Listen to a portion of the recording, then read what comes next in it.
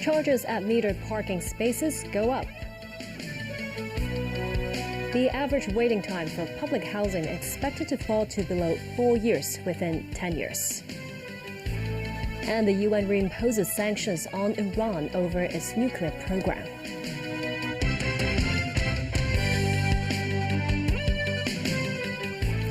Good evening, and thank you for joining us. Starting from today, the charge for metered parking spaces will be raised to $4 per 15 minutes. This marks the first parking meter fee adjustments in 31 years. Mimosa Ngai reports. These street parking spaces in Wan Chai were fully occupied. Starting from 10 a.m. on Sunday, a new parking meter fee has been introduced. Drivers must now pay $4 to park their vehicle for 15 minutes instead of the previous $2, making it $16 per hour. Some residents said they do not mind the new fee as long as there are available parking lots. But the parking meter fees for coaches, trucks and buses remain unchanged. Drivers still pay $8 an hour. The Transport and Logistics Bureau says the adjustment aims to optimize the use of limited parking resources. The city had about 20,000 metered parking spaces as of the end of 2024. In Chunwan, this car park was packed with vehicles, and many drivers were waiting nearby. Meanwhile, some cars parked over time. According to the Transport Department, the government's total revenue from parking meters in 2023 was about $400 million. After the adjustment, authorities expect to receive an extra revenue of $220 million in this financial year. Apart from raising the meter fee, authorities also plan to increase the on-street parking spaces to meet demand. Mimosa Ngai, TVB News. Authorities will also adjust fixed penalty for several traffic violation acts starting from January 1st, 2026. For instance, the fine for illegal parking will go up from the current $320 to $400. For speeding, drivers will face a fine of between $480 to $1,500, depending on the level of severity. The government says the goal is to enhance the deterrent effect. Secretary for Housing Winnie Ho believes the average waiting time for a public rental flat will drop to below 4 years in the latter part of the coming decade. Samantha Lee spoke with the housing chief. Enriching the housing ladder is one of the objectives of this year's policy address. The Tenants Purchase Scheme, which enables tenants to buy their flats, however, was not introduced as some expected. Speaking with TVB News, Secretary for Housing Winnie Ho said the authorities will carefully consider the policy. Referencing a similar scheme in the UK, Ho said it might not be an ideal model for Hong Kong. But recently, people from UK actually tell me that they face serious public housing problem. One of the major cause of the problem is at one time the government has sold a lot of their public housing to the private market. Now it's all like in the hand of the private market. This term of government emphasized a lot that the supply and demand for the public housing and the supply for public housing to meet the need should be tightly held in the hands of the government. Nonetheless, she said the government is open to whether to relaunch the scheme, adding a small-scale implementation that only includes a few housing estates could be an option. Meanwhile, a bill to regulate subdivided flats has just been passed by the Legislative Council. As a result, some substandard subdivided units would be phased out, meaning more people could join the queue for public rental housing. The housing chief said the average waiting time for a public rental flat will not surge, but drop to below 4 years in the latter part of coming 10 years. We have a basket of strategies. Our light public housing units, our long-term public housing projects are all moving fast. In the next 10 years, towards the end of the 10 years, I think we can see a number below 4. But how much below 4? 3 point something. Of course, I want to drive it down as much as possible, but it's a bit far away. Ho also reveals that the authorities may adjust the proportion of public rental housing and subsidized flats from the current 6:4 to 5:5 in a bid to help more people buy flats. Samantha Lee, TVB News. Financial Secretary Paul Chan says Hong Kong's financial market has performed strongly this year, with IPO fundraising topping global charts. In the recently released Global Financial Centers Index, Hong Kong continues to rank third in the world and top the chart in the Asia-Pacific region, with the score gap narrowed with New York and London. On his blog, Financial Secretary Paul Chan writes that, with the strong support of Beijing and the joint efforts of the SR administration and the industry, Hong Kong's strong performance reflects the city's financial strength and international recognition. So far this year, IPO fundraising in Hong Kong has reached nearly $150 billion, the highest globally, with increased participation of long-term international investors. The Hang Seng Index has surged more than 30% year-to-date, with trading activity hitting record highs. Average daily turnover has exceeded $250 billion. Chan says active trading in Hong Kong stocks has also buoyed A-shares performances. According to statistics from the Hong Kong Stock Exchange, since September last year, the average daily turnover of 14 mainland companies' A-shares rose by 28%, after their H-share listings in Hong Kong saw an average 15% gain in share prices. He says this shows that mainland companies listing in Hong Kong not only accelerate their international business expansion, but also generate mutual benefits between Hong Kong and the mainland capital markets. Chan says the SAR government will continue to improve Hong Kong's financial infrastructure and is working to connect with markets such as Switzerland and the United Arab Emirates, while promoting offshore Chinese government bonds as eligible collateral for more clearing institutions. The observatory says Typhoon Bualoi will not have a direct impact on Hong Kong as it moves across the seas south of Hainan Island today. The weather was cloudy and windy during the day. The observatory says at 4 p.m., Bualoi was centered about 150 kilometers north-northwest of Da Nang in Vietnam. It is forecast to move west-northwest at about 22 kilometers an hour towards and across the northern part of Vietnam. Weather authorities say residents should expect some scorching hot days over the following days. In Sanya, Hainan province, authorities issued a high alert on Bualoi and suspended all flights between 9 a.m. and 9 p.m. Several cities and counties in Hainan have announced school closures. Iran was weighing how to respond to reimposed United Nations sanctions over its atomic program, potentially withdrawing from the Nuclear Non-Proliferation Treaty. The sanctions again freeze Iranian assets abroad, halt arms deals, and penalize Iran's ballistic missile program. It came via a mechanism known as snapback, included in Iran's 2015 nuclear deal with world powers, and comes as Iran's economy already is reeling. Nasri Karim with more. Iran's currency dropped to a record low of 1.123 million rials to the US dollar on Saturday from 1.085 with the return of UN sanctions. And Iranians are feeling it on the streets. Tehran resident Motakhassas said electricity and water keep getting cut off, and if more sanctions are imposed, medicine will also be scarce. Mojtaba Takakhani said the government's priority should be its people, not other countries.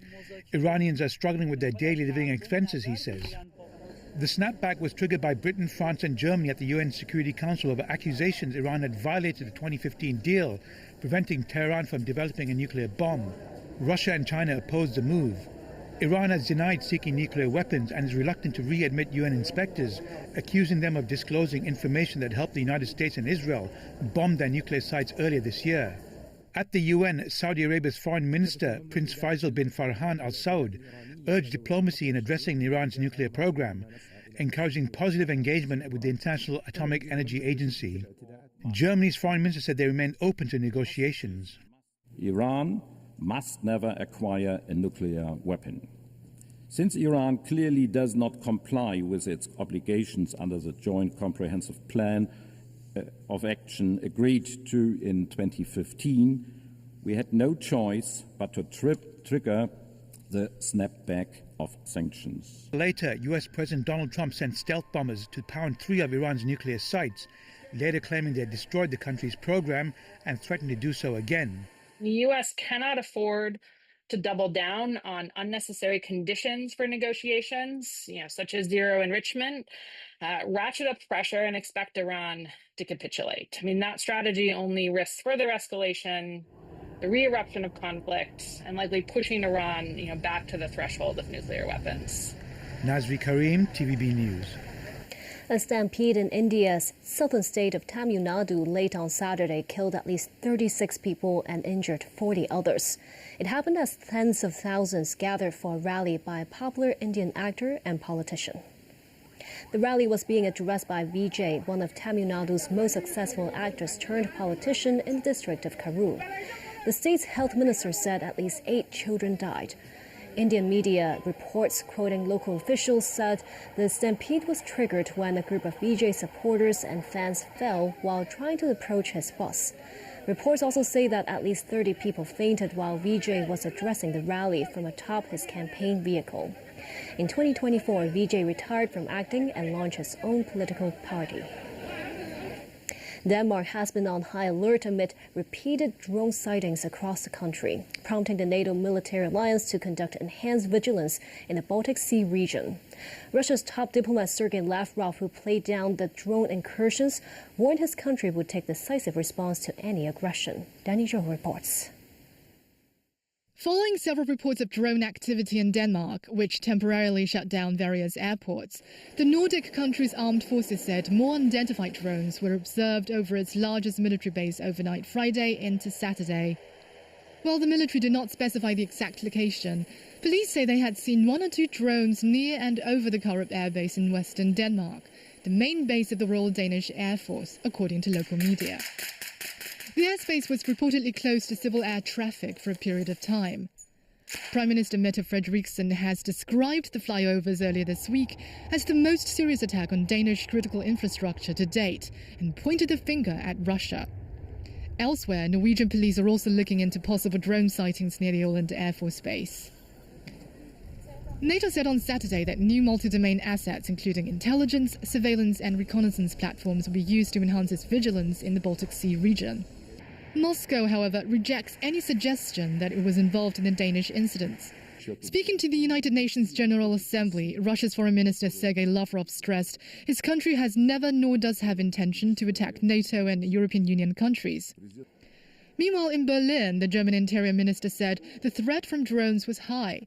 He said they're seeing a constant hybrid threat involving sabotage and espionage. The minister laid out plans for a national drone defense center and said measures will be taken to revise Germany's Aviation Security Act to pave the way for armed forces' involvement in shooting down the drones. Amid heated discussions about securing European airspace, Polish defense minister expressed full support for developing a drone war along their borders with Russia and Ukraine. He urged all countries on the eastern flank to participate in order to better detect, track and intercept drones, and said nations located further west need to back the initiative as well. Copenhagen is set to host an EU summit on Wednesday and Thursday. It said it had accepted Sweden's offer of anti-drone technology to make sure that the meeting takes place without disruptions. Danny Zhou, TVB News. And still ahead, Oregon officials push back on Trump order to deploy troops to Portland. The world's first methanol-powered transoceanic car carrier set sail from Hong Kong. And the world's highest bridge opens to traffic in Gwangju province.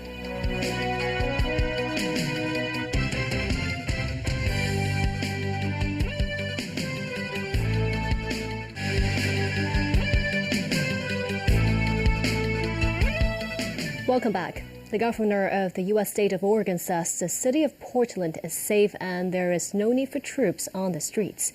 Democrat Tina Kotek was responding to President Donald Trump's declaration that he'll send government forces to Portland to protect immigration and customs enforcement facilities under siege from domestic terrorists. David Garrett reports.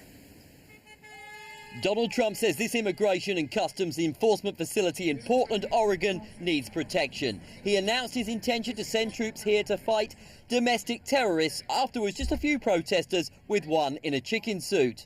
Trump declaring the city war-ravaged as he wrote on Truth Social that he is directing Secretary of War Pete Hegseth to provide all necessary troops to protect ICE facilities against attacks by Antifa, generally short for anti-fascist and far-left activists. This caused consternation among Democrats in Portland. At a hastily convened news conference flanked by officials and business leaders, the governor of Oregon, an opponent of Trump, says she told the president there is no threat of insurrection and no need for troops in the state's largest city.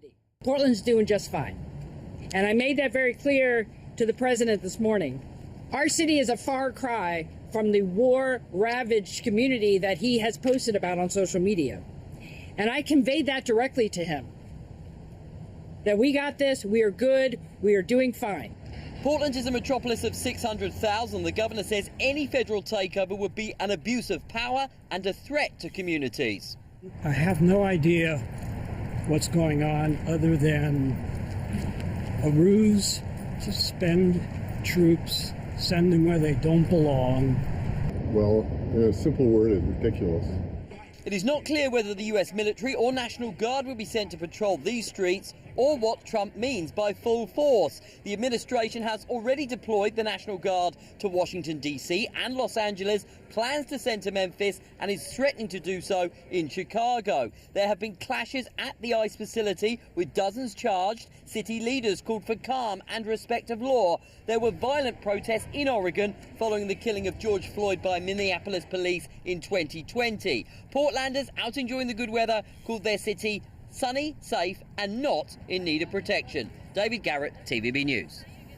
The FBI has fired roughly 20 agents who were photographed kneeling during George Floyd's protests in Washington in 2020 that followed the death of the black man in Minneapolis police custody. Floyd's killing sparked protests across America 5 years ago under the banner Black Lives Matter.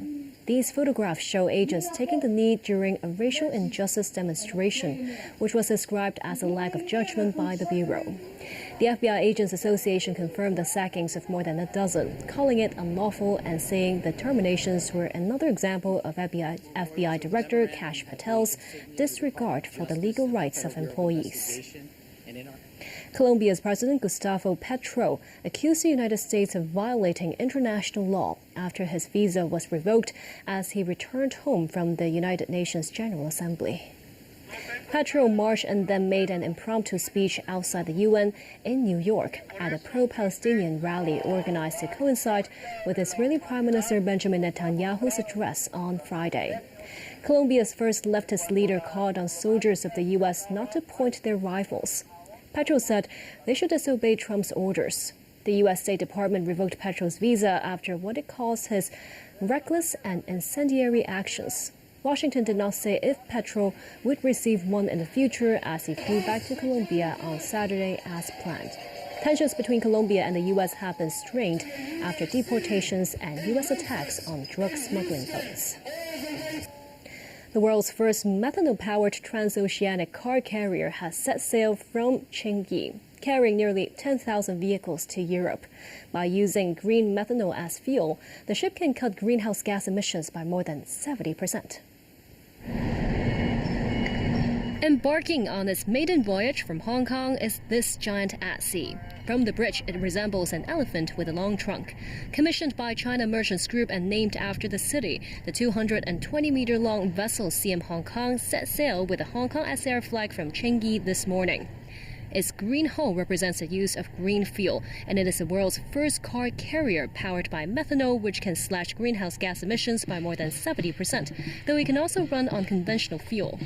With a total deck area of 78,000 square meters, equivalent to 11 standard football fields, the vessel offers over 9,400 parking spaces with 13 cargo decks and was built at a cost of $96 million or about 740 million Hong Kong dollars. It can also load buses and trucks. Leung Chun-ying, Vice Chairman of the National Committee of the Chinese People's Political Consultative Conference, and Eric Chan, Chief Secretary for Administration of the SAR government, attended the launch ceremony. With Hong Kong setting its sights on cementing its role as a green maritime fuel bunkering hub, Chan says the government will roll out relevant tax concessions. He added the government will propose legislative amendments to provide tax concessions for methanol used as fuel for outbound vessels. He also says the government is inviting expressions of interest from the industry for developing green bunker fuel storage facilities in Chengdu South. The world's highest bridge, China's Huajiang Canyon Bridge in Guizhou, has officially begun operations. Located on the Huajiang Grand Canyon, touted as the Earth's crack, construction work began in 2022. Soaring 625 meters above Beipan River below, the 2,890-meter-long bridge is the highest in the world. Not just that, it also marks the world's longest-span steel truss girder suspension bridge in mountainous terrain. With the opening of the bridge, the driving time between Guanling County and Jinfen County in Guizhou is slashed from 2 hours to just 2 minutes. And that's the news. Thank you for watching and have a great week ahead.